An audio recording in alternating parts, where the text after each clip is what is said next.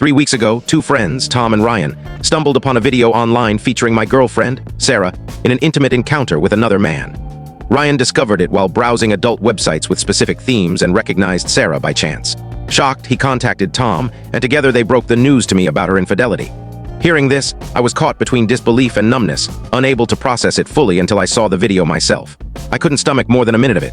The explicit content, with Sarah's face clearly visible, made me physically ill. Tom drove Ryan home, and wisely insisted I crash at his place instead of returning to the apartment I share with Sarah, unsure of how that confrontation might unfold.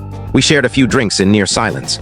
Tom tried to get me to open up about my feelings, but I was too overwhelmed, my mind blank except for the weight of the betrayal. I told him I didn't know what to feel, and he didn't push further. Eventually, I passed out. The next morning, reality sank in. Our relationship was likely over. I took public transport home, probably looking as wrecked as I felt, my brooding demeanor drawing curious glances from fellow passengers. When I got home, Sarah was preparing to head out and asked where I'd been and why I hadn't called. Ignoring her questions, I said we needed to talk. We sat at our handcrafted kitchen table, a piece we'd built together at my uncle's countryside home, and that fleeting memory unleashed a flood of emotions. What followed was a storm of tears, accusations, and harsh words. I broke down, demanding to know how she could destroy everything we'd built.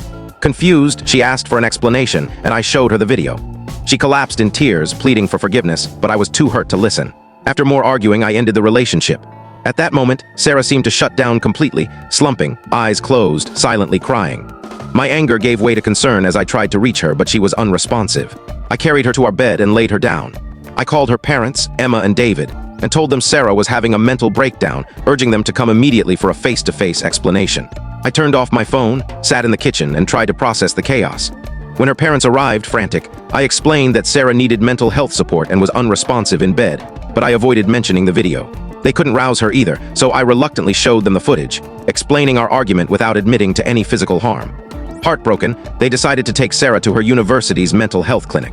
I chose not to go with them the next day. Sarah regained consciousness and was stable. At the clinic, she claimed the video was non-consensual, prompting her family to report it to the cybercrime division.